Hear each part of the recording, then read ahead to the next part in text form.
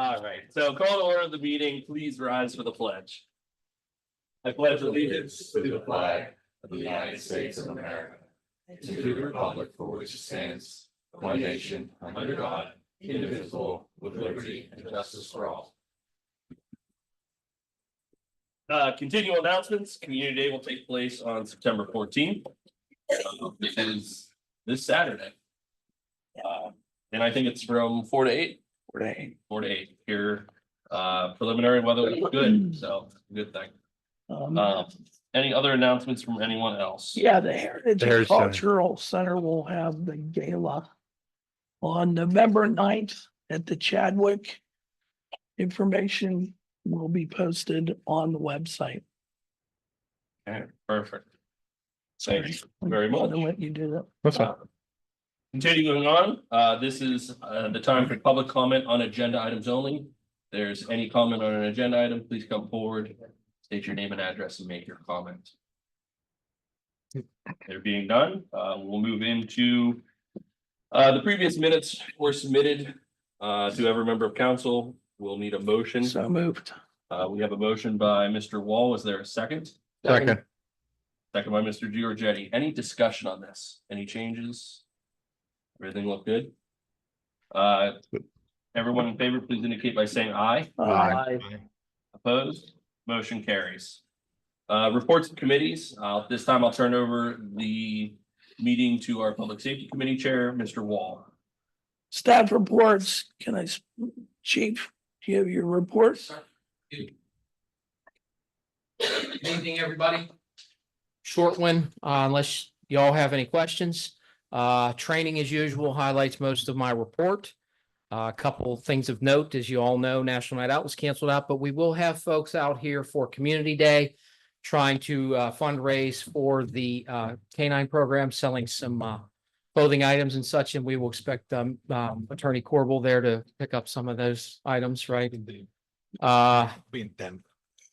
And like I said, beyond the training, another note here, we have extended conditional offers of employment to 3 candidates. They verbally accepted that. We are in the process of trying to onboard them. Hopefully, with a little bit of luck, we'll have them on the streets here in the next 30 days-ish. 2 weeks to 30 days.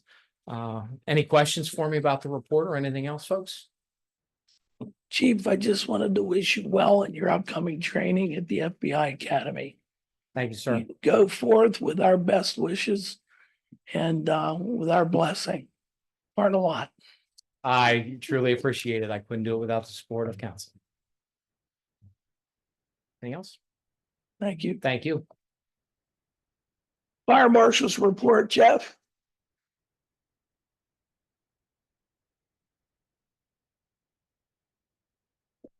Good evening. I do not have anything to add to my report. You can see it was another busy week, busy month, working on a lot of planning activities, but if anyone has any questions, we're happy to try to answer that. Thanks, Jeff. Right, Jeff. The building permit report for the month of August, I believe it is in your packet. Correct. The only comment I have is, as always, increase the solar panels. And just for, I know, and for the record, we are recording those with our fire department and our first software. So those are recorded for the fire departments when that comes in.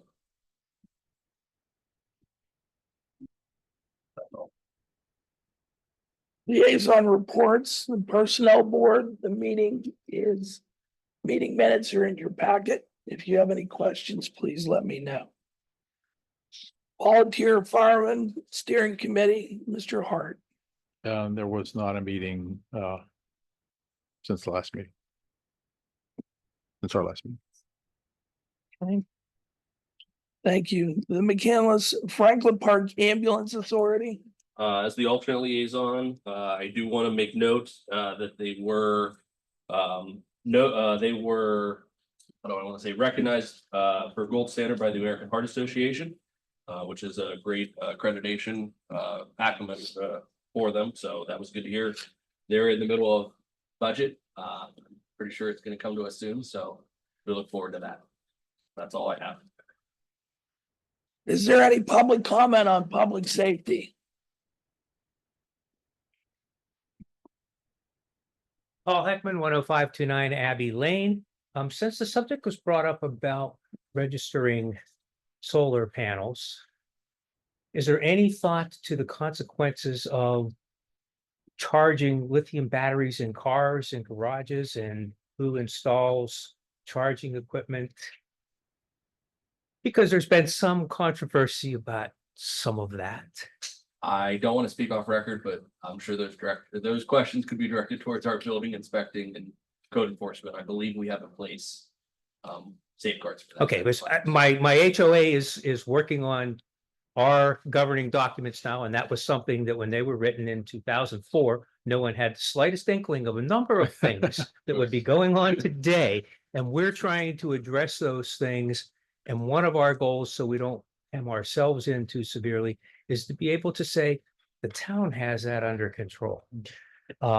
So yeah, if there's any follow-up to that, I'll see look what that's into happening. it. We can both look into building. we're leaning into saying you have to have it done by a certified electrician. After that, yeah, it's kind of, what do you do? But if the town has guidance, we'd certainly appreciate being able to follow that guidance. Get back to you. Thank you, sir. Is there any other public comment on public safety? Seeing none, I'll turn it back over to Mr. Hart. Okay, report from facilities management. Staff report from Brad. I have nothing to add to my report. Very questions. As always, love to see the photos, the work you guys are doing. It's a welcomed addition. Two other items, your traffic division report, love to see. I don't think people realize how big of a traffic department McCandless has. You know, the McKnight and the Route 19 corridor are major traffic things. It's good to see that our department handles that well. And the final thing being the generator switch. I know we've had some storms this summer, so it's glad to hear that's wrapping. Yeah, that should solve that issue for now. So thank you for all you and your crews do. They did a lot this month, so When does leaf pickup start? October 14th. You've been Well, at it's it his before. first year. You've been The at it impending before. doom. October 14th. Can't wait. Well, thank you for getting the work done on Duncan Yeah, with all the drainage. and we're starting Appreciate that. our landscaping from our previous paving program of last spring. That'll start next week. Anything else? Good. Thank you. Thank you. Mr. Hart, you want to keep this rolling here? Liaison reports, Environmental Action Committee. We have cycled off our members. We have a reorg meeting this coming Wednesday. Just want to thank our members who are now off the board for all their wonderful work. Me and Jack met last week with a few members from Franklin Park to discuss connecting the Branch Trail into Franklin Park. So we're looking forward to getting the gears moving on that and seeing what our new group does and what they can think of in all the wonderful ways we better our town. Where we're at. Thank you. Mr. Wall, the Ad hoc Technology Committee. We have not had a meeting, but a meeting is scheduled tomorrow evening at 6 p.m. in this room. Mr. Singer, the Ad hoc Stormwater Management Committee. No meeting. So we'll turn it over to report from Services Committee and Mr. Casey's not here. I'll Casey's take not over here. that part. Public comment on Oh, I'm facilities. sorry. Yep. oh, sorry. Any public comment on facilities management? Okay. Saying And, none. Services Committee, McKenna Township Sanitary Authority, the notes, I don't know if they were in your packet. I don't think they made this week's packet, They so weren't. they will be in next month's packet, but if there are any questions, you can talk to Jack when he returns. Northland Public Library, Giorgetti. We have Miss Steele in the house to give us the rundown. Okay, thank you very much for letting me come and share a little bit about what the library's been doing over the past year, a few highlights from 2023, and then a comparison to the first 6 months of this year. And then I'm saving the best for last and give you a little sneak peek about our new construction. We're calling it the New Northland Project. So go ahead, Tricia.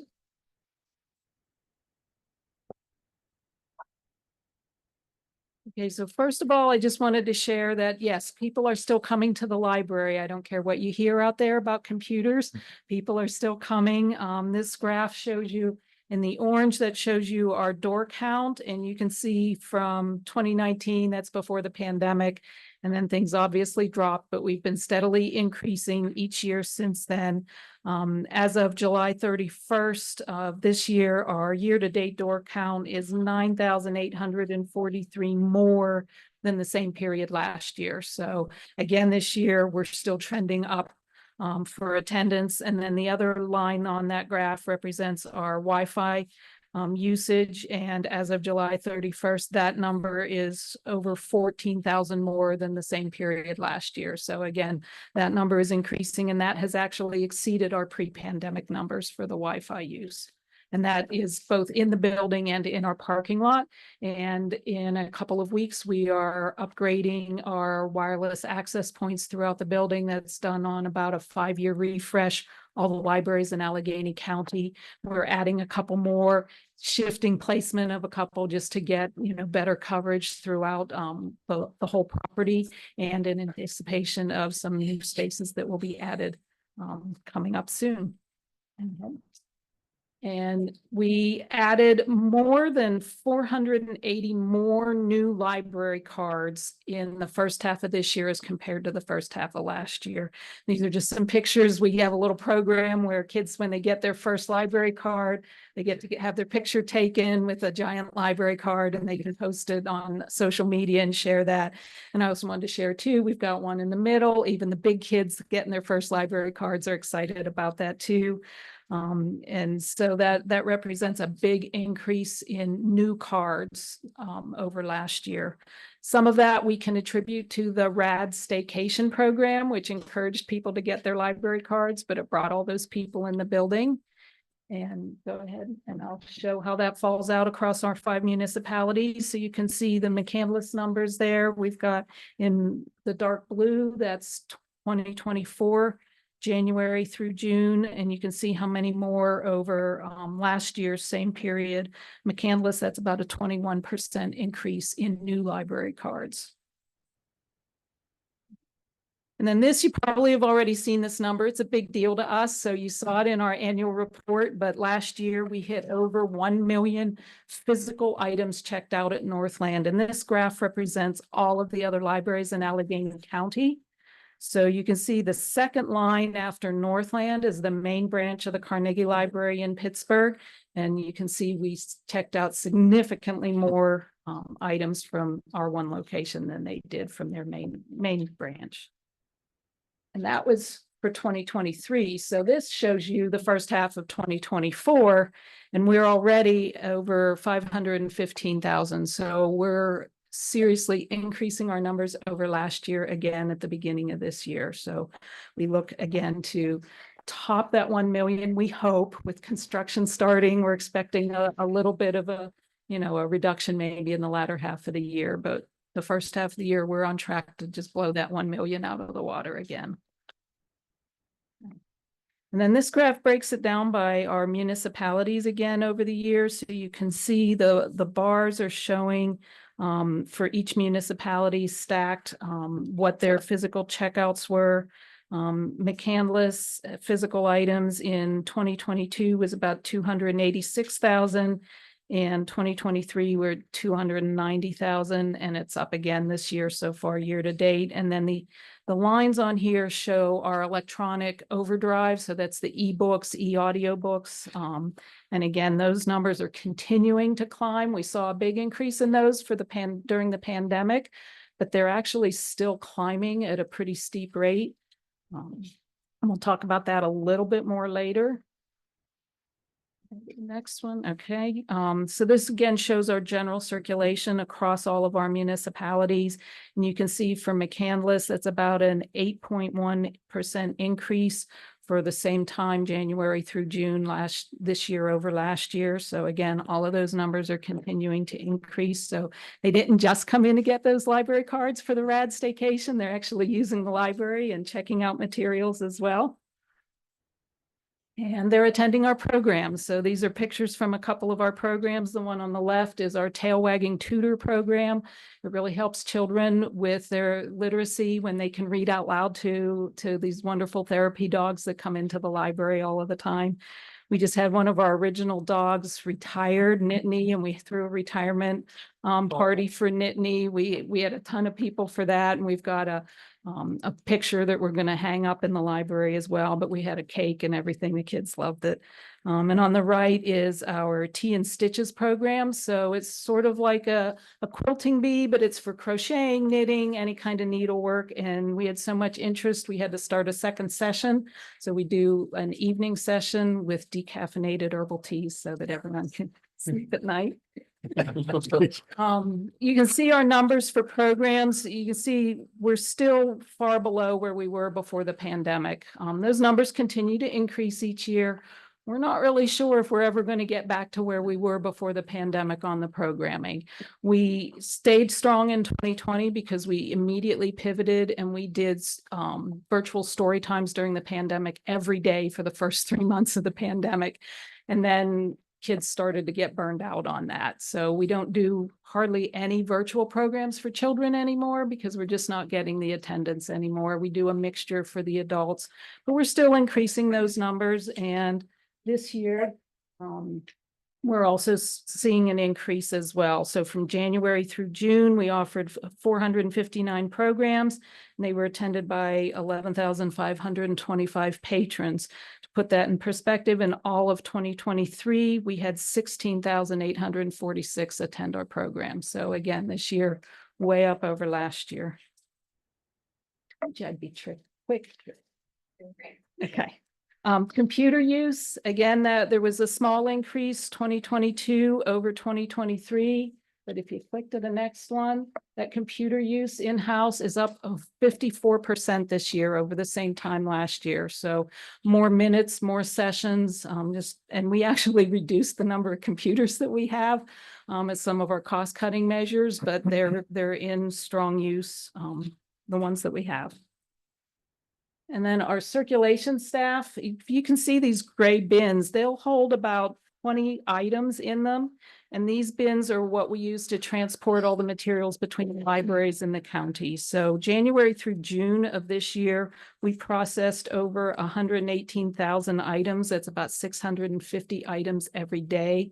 And that number keeps climbing. In fact, the manager of that transportation group from Carnegie Library was in the building last week, and he said, "You can't keep up with you guys. We're doing now 30 to 35 of these bins we send out and receive back in just about every weekday. And if there's a holiday closure, like we had Labor Day, I think we had 42 bins that were ready to go out on Tuesday when he came to pick them up. So we far exceed what they're processing even for the main branch of the Carnegie Library. And that comes back to our collection. And we are very proud of that collection. Our technical services staff process an average of 57 new items every day. So as things get ordered, they're brought in and they get processed and out on the shelves. We have new bestsellers. We order them in advance. We receive them in advance. They're processed. By law, we sign agreements with the publishers. They can't hit the shelf until that release date, but on that release date, they're ready for our patrons. And a lot of them know that. They know that Tuesday's a big release date, so they come for those bestseller shelves and grab those items. So across the county, all the libraries have various locations within their own buildings. So we have Northland Fiction, Northland Juvenile Picture Books, Northland Mysteries. And we ran some numbers and looked at all of those various locations across the county, and the top 10 as far as circulation goes, Northland held 6 of those locations across the county.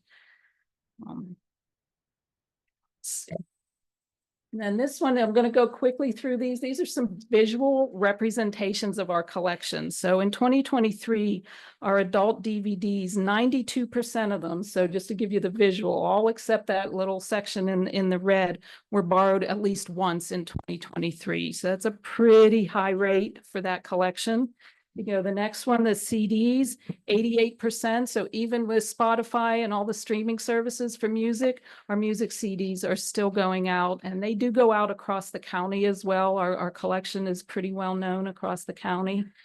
And then the next section is our children's picture books, and it didn't fit on one slide. So if you go ahead to the second slide, 93% of our extensive children's picture book collection went out at least once during 2023.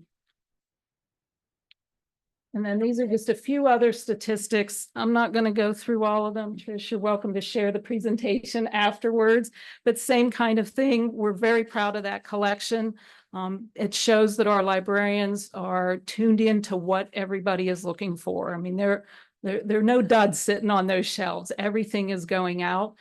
Some of that is because we ran out of space about 10, 15 years ago for our collection. So we have to constantly pull out anything that's older, anything that hasn't circulated. The industry standard is 2 to 5 years, depending on your space allowances. If it hasn't gone out in that amount of time, it's time to take it off the shelf and put something new on it.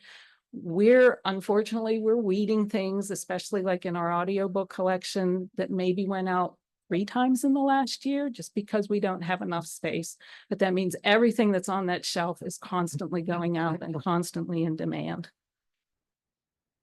And this is a quick slide about e-resources. I know it's a little bit small to read, but we've had great success with those e-resources. In fact, so much so that countywide, which is how those are provided, we can't sustain the use. There are very different kinds of cost models put forth by the different publishers. And for example, we have a couple of different apps that we use for that. Hoopla is one that's an on-demand, so there's no wait list for that, but you pay as you go. And the usage of that has increased since 2022 by about 89%, and the costs equivalent to that as well. So across the county, the Hoopla subscription that we pay for all of those materials was running about $37,000 a month in 2019. It spiked last month and hit about $110,000 a month. And that's just not sustainable. So we've had to go back and set tighter limits on that. You might hear about that. It just went into effect September 1st. But that's the only way that we can keep that under control and keep that cost where we can afford it.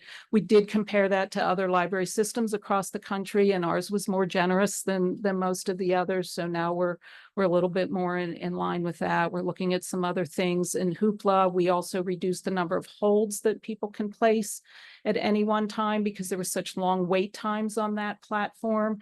There are other ways you can still build a list so that you don't lose track of what you want to read or listen to in the future. So we're doing some retraining for, our patron base so that they can still have those lists, but not take up so much space on the wait list and cause longer wait times. So we're working as a county, all the libraries together to try and manage that. Are there any questions so far on what I've shared?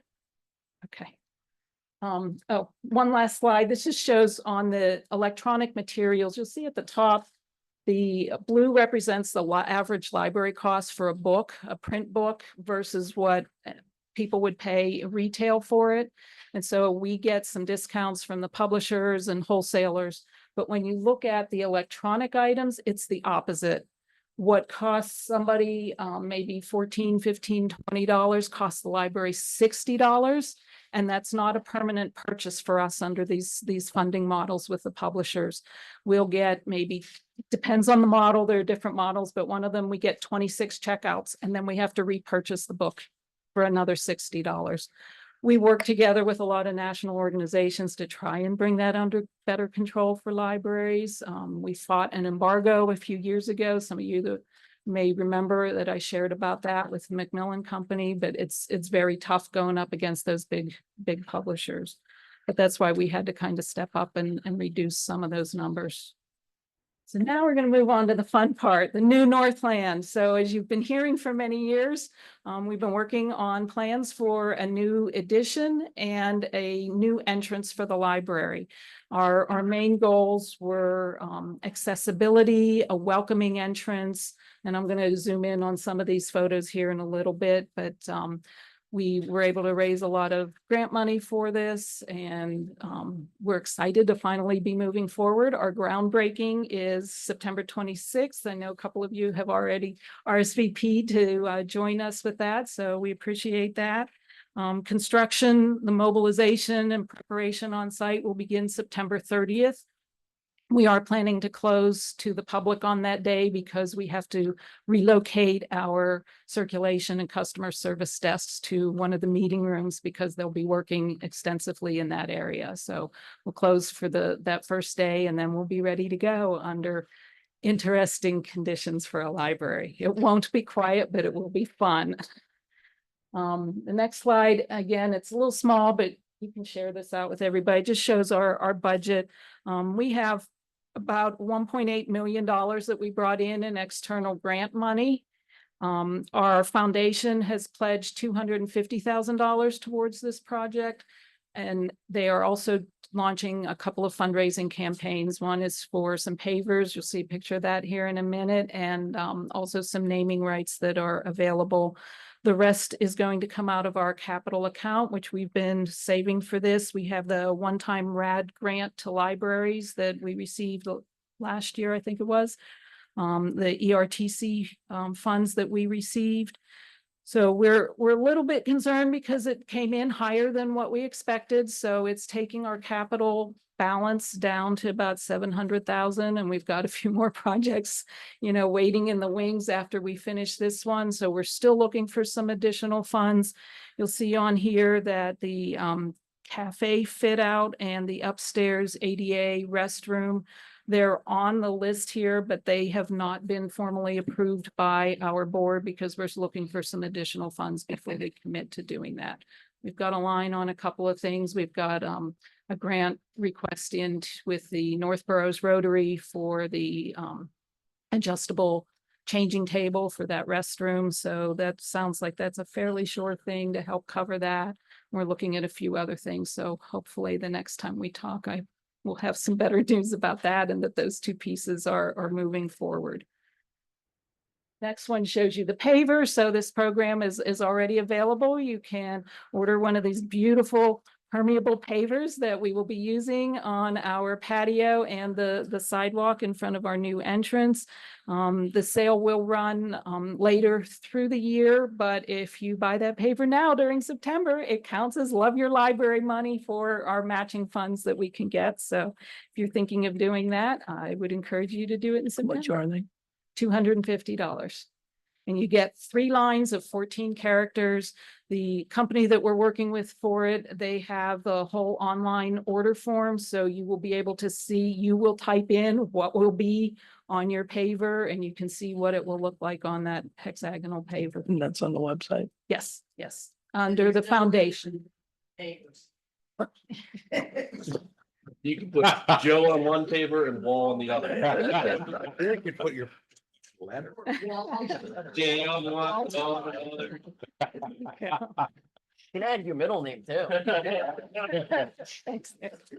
Okay, so this is what our new entrance is going to look like. And again, we were going for inviting, welcoming, and accessible. Currently, our raised patio, you can't even see the door when you're driving into our parking lot. People drive and circle the building. Where's the main entrance? I didn't know where to come in. We don't have the name currently on the building anymore, so anywhere. So we're going to rectify that. We're going to redo our handicap ramp, which is right now one very long, narrow ramp. So we're going to widen that a little bit and put a landing in it. We're going to have some seating out front. So when kids are waiting to get picked up, they'll have a place to sit. My favorite part is these will be automatic sliding doors, because I can't tell you how much money we spend every year on the handicap buttons that get karate kicked and broken. So we're excited about that. Where the just to the right of where the name is in the image, that will be a new staircase. That's probably really the best part of the project, is we are taking out the spiral staircase. So the new staircase will be in that center section. To the right of that, on the lower level, is the cafe. I didn't think we were going to build a cafe. We surveyed library patrons and residents. I was going for a makerspace, 3D printers, all kinds of cool gadgets and technology. No, they wanted a cafe. So we've been meeting with a lot of local coffee shop owners and vendors, and we are getting ready to launch an RFP for that so that we can have somebody local come in and run that for us, and hopefully generate a little bit of revenue for the library as well. So that's kind of exciting. And then up above the cafe on the right-hand side will be an additional meeting room, which we also desperately need. For 2025, I think we already are down to about 7 evenings across the year that our big meeting room is available. So, and that's just with library programming and our regular groups that meet at the library. So we're always turning people away that want to rent meeting room space. So that's why we're adding another meeting room on the upper level. Okay. So this is the new combined circulation desk. Currently, when you walk in that lower level, the service desk is recessed in this little circular alcove, and you can't really see is anybody sitting there. The main desk is actually behind you as you enter. Again, not very friendly, not very welcoming. People walk in and start spinning around. They don't know where to go. So this will be right by the door. The entrance is to the left. So we'll have one combined desk. And the best part about this is it's right adjacent to the staff work area. So it will create some staffing efficiencies as well. We'll combine everything into this one desk. We won't have to push as many carts back and forth across the floor. We are getting rid of the tile so that we will have a seamless linoleum floor. So when you push those book carts around, they won't be bumping across the tile floor. Another big plus. You see where the circular light is in the background there in the ceiling. That's to sort of mimic the skylight that currently shines down where the staircase is. We will be infilling that floor once we remove that. And so that gives us the seating area on the lower level, and it will give us additional study space on the upper level. This is the staircase. You can see right behind that gentleman, that's the entrance. So as you come in, you'll wrap around to the staircase, and back behind is the cafe. But that staircase will kind of do a switch back going up, full-size treads all the way across. Lots of room for safe trip. You're very welcome. This is our cafe, and you can see under that little archway, that's our book nook that's currently on the upper level. It will move downstairs and be adjacent to the cafe. We think that's a great combination to have those two things close together. And then where the book nook vacates that space, that will become the ADA restroom on the upper level. And this is again the seating area under where the current staircase is. If you look at the wood area sort of in the background in the center there, we will be expanding our teen space, which again, we definitely need to do. We get 40 to 50 teenagers after school every Monday through Friday this year. Last year was Monday through Thursday. There were, 30 or 40 of them there on Friday, the last 2 Fridays. So that won't be enough space for all of them, but it will be better than what they have now. And then the stairs come up, and as they do a switchback, this is an enlarged mezzanine area. If you're familiar with the library, we have an area we call the point that overlooks the schools. It's one of the most popular seating areas in the library, and people, they heard us walking around with the architects and they got very defensive. You're not taking this space away, are you? And we're actually making it bigger. So it was kind of a unique feature that the architects came up with. So it's about 3/4 of the way up the staircase. Beyond, you can see the people standing in the background. That's in the new meeting room. So there'll be glass around that as well. And then if you go to the next one, Trish, then the stairs finish up and go up to our upper level. So I think that's most of it. And that's a picture of the meeting room. And then we're back to the outside. So any questions? We're gonna accomplish a lot that was on our wish list. And we're excited to get it started. What's your timeline? Um, construction will start September 30th.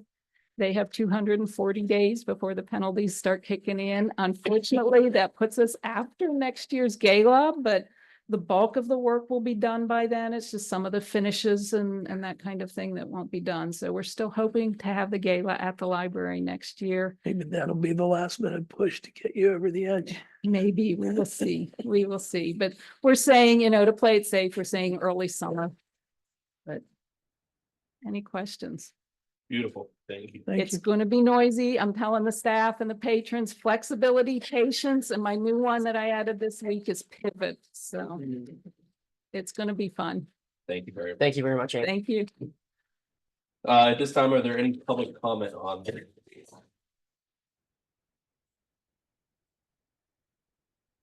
Hi, good evening, Marcia Caliendo, 10529 Abbey Lane. Thank you for that presentation, and as an admitted klutz, I am so happy to see that spiral staircase go away. I have almost face planted on it several times, so I'm very happy. And you know, one of the things that I've learned this year from Amy, who was at the gala this year, is the cost of electronic books. I'm a huge user of the library, and 99% of what I use is electronic readers.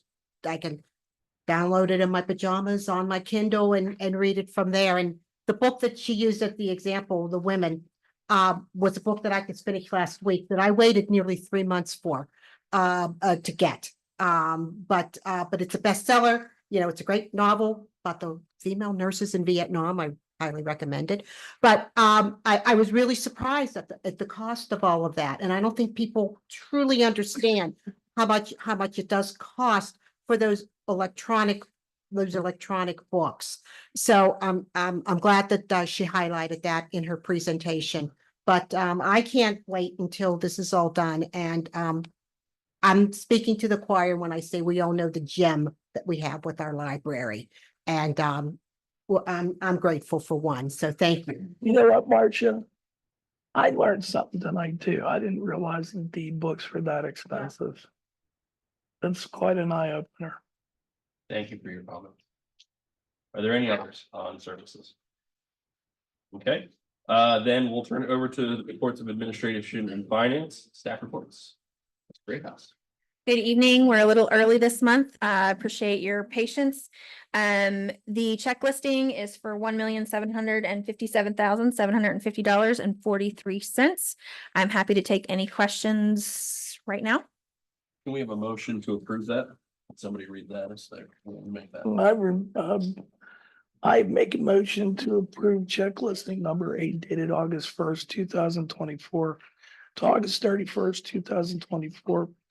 Totaling $1,757,750.43 as submitted to each member of council and posted on the bulletin board and the town website. There's been a motion. Is there a second? Second. Second. Any further discussion, any questions for Ms. Greathouse? Pending none, all those in favor, please indicate by saying aye. Aye. Those opposed? Motion carries. The next item on the agenda is the financial dashboard report for the month of August. I will make one note. There's no changes currently. However, because I'm 2 weeks early, I will adjust this for August's expenditures next month to ensure that I have all of them included. We do have a delay in just receiving some of those items, which is why you'll see some of the gaps in the bar chart. Do you have any other questions? Nothing from me. Thank you for your very much. At this time, there is no old business. We'll move into new business. First item up is the window replacement project. This has been kicked around, I think, for 2 years here. So we do have a low bid for Fred L. Burns, and we need a motion to accept that. I'll make a motion. Mr. Giorgetti, Motion to award the contract for the town hall windows project in the base bid amount of $533,189 to Fred L. Burns, Inc. there's a motion. Is there a second? I'll second. Second by Mr. Wall. All those in favor, please indicate by saying aye. Aye. Aye. Opposed? Motion carries. Thank you. Next is, this is a truck, a public works truck, basically a plow truck. This is for current year. We will receive it, I believe, next year. CoStar's vendor, everything's been cleared, so we need a motion for this. Make a motion. Motion to approve the purchase order of 2006 HV07 SFA municipal work vehicle for the Department of Public Works at a cost of $116,815 from Hill International Trucks NA LLC through CoStar's contract number 025-E22-519. There's been a motion. Is there a second? I'll make a second. Second by Mr. Wall. All those in favor, please indicate by saying aye. Aye. Aye. Motion carries. Next is the minimum municipal obligation. Do we need to, go ahead, Trish? We get these, they're pretty standard. This is a housekeeping item in preparation for the 2025 budget. These reports are prepared by Mockenhop, our actuary. You will see a 13% reduction in the police MMO for this year. That's related to the changes in the new hires' salaries, as well as the health of their pension plan. So if you have any other questions, I'm happy to address them. We do still have one member as part of the non-uniform pension plan. That is the $26,000 roughly. That is self-funded by the town. So please don't panic if the state attorney general comes back again. But that was always the anticipated reduction of that, and it is self-funded through the general fund. The other one is a contribution, and it's consistent with prior years. Any other questions? We need a motion. I'll make a motion. Mr. Giorgio. Motion to acknowledge that the town has received its minimum municipal obligation MMO for its police phased out non-uniform defined contribution pension plan and money purchase plan. There's been a motion. Is there a second? Second. Mr. Hart, all those in favor, please indicate by saying aye. Aye. Opposed? Motion carries. Next on here is a housekeeping item. It's personnel related. I make a motion to authorize the appropriate town officials to execute a settlement agreement in case number 20-CV-1839. There's been a motion. Is there a second? Second. Second by Mr. Hart. All those in favor, please indicate by saying aye. Aye. Motion carries. At this time is the time for public non-agenda comments. So if there's something not in the agenda you would like to speak to, please come forward, state your name and address, and you'll be given up to 5 minutes to speak this evening. Hello, my name's Jackie Rizzo. I'm at 187 Pine Creek Road. And I wanted to bring up that we neighbors where we live received a letter from a developer looking to develop a parcel of land that is at the intersection of Pine Creek, Old Perry, and Newhart, and McKnight. You know, that big intersection down there. That's a terrible intersection, and this open lot is up for sale. And a developer is asking the neighbors, would you mind if I build a car wash there? A car wash, which is a non-use, they're gonna look for a variance for this because it's not applicable on that zoning, on that parcel. So all of the neighbors have gotten together by this point and we are all against it. And we're meeting several times to develop a letter to send to the developer. Is there a possibility that there's a meeting that has happened that we are not aware of? Or how do we become aware that there is a developer meeting happening with the town so we don't miss our opportunity to bring the neighbors in? My suggestion is to reach out to the zoning planning department. It will go to anything with them if there is, understand, I don't know enough about the background. If they're asking for a zoning change, it will go through them first and they'll follow up the process. So my suggestion is for any inquiries on that to go through our zoning department first. Okay, so what, I just email them? You can just email them or give them a phone call and they should be able to give you one. Okay, very good. Thank you. That's it. Thank you for your comments. I don't know which side of the room. Are there any other non-public comments? Pending no others, then at this time, can I have a motion to adjourn? So moved.